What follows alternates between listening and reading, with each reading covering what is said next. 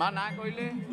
କୁମୁଦିନୀ ଘଡ଼େଇ ବଡ଼ମ୍ବା ନରସିଂହପୁର ବାଲିସାହିରୁ ଆସିଅଛି। କଟକ ଜିଲ୍ଲା। ଆଜ୍ଞା। କ'ଣ ଅନୁଭୂତି ଅଛି କୁହନ୍ତୁ? ପ୍ରଥମେ କହୁଛି ସୀତାରାମ ସାର୍ ନମିତା ଅଗ୍ରୱାଲ ମାଆକୁ ବହୁତ ବହୁତ ଧନ୍ୟବାଦ। ଏଇ ଜୟ ଜଗନ୍ନାଥ ଟିଭି ଚ୍ୟାନେଲ୍ ଯୋଗୁଁ ସବୁବେଳେ ଆମେ ମାନେ ଉପକୃତ ହେଇପାରୁଛୁ। ଆଜ୍ଞା। ଯେଉଁ ମୋର ଗୋଟେ ଅନୁଭୂତି କହିବି 10-15 ବର୍ଷ ତଳର କଥା। ଆଉ ଆମ ସେ ବଗିଚା ପାଖରେ ଆମର ଗୋଟେ ବଗିଚା ନେଇଛୁ। ସେଠି ଆମର ଗାଈ ବାଛୁରୀ ଦୁଇଟା ଅଛନ୍ତି। ତାକୁ ଆମର ସେଠି ବନ୍ଧା ହୁଅନ୍ତି, ଚରନ୍ତି, ସବୁବେଳେ ଚରନ୍ତି ସେ ବଗିଚାରେ।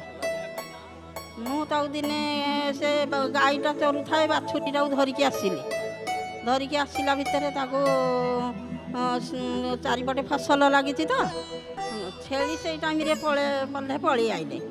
ମୁଁ ତାକୁ ପୋଖରୀ କଡ଼ ସାଇଡ଼ରେ ତାକୁ ବାନ୍ଧି ଦେଇକି ଛେଳି ଗୁଡ଼ାକୁ ଘଉଡ଼ିକି ଆଇଲା ବସିକି ଏଣୁ ଫେରିଲା ବସିକି ସେ ବାଛୁରୀ କ'ଣ ହେଇଛି କି ପୋଖରୀଟା ଗଡ଼ାଣିଆ ତ ସେ ଖସି ଯାଇକି ତଳେ ପାଣିରେ ପଡ଼ିଯାଇଛି।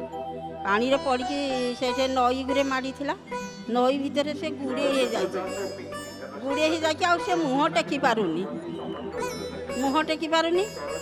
ମୁଁ କ'ଣ କଲି, କ'ଣ କରିବି, ଆଉ ମୁଁ ଆଉ କେହି ନାହାନ୍ତି ଏଠି, କାହାକୁ ଡାକିଲେ ବି କେହି ଶୁଣିଲେନି।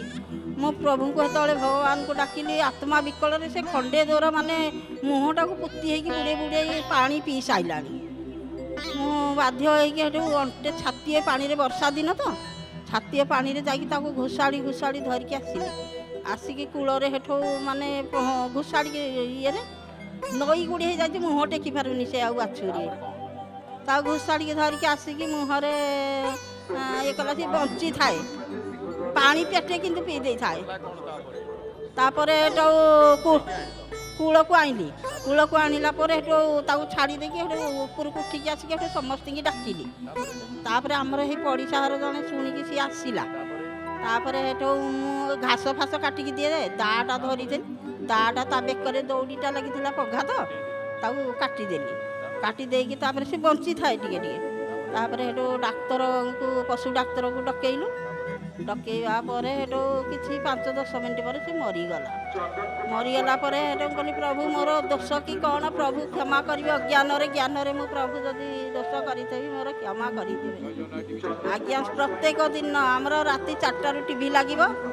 ପ୍ରତ୍ୟେକ ଏକାଦଶୀରେ ମହାଦୀପ ବି ଆମେ ଦର୍ଶନ କରୁ, ମଙ୍ଗଳ ଆଳତି ଦେଖୁ, ସବୁ ଠାକୁରଙ୍କର ଯେତେ ନୀତିକାନ୍ତି ସବୁ ଦେଖୁ। ଧନ୍ୟବାଦ। ଜୟ ଜଗନ୍ନାଥ ପରିବାର ତରଫରୁ ଗୋଟେ ପାରମ୍ପରିକ ଜଣାଣ।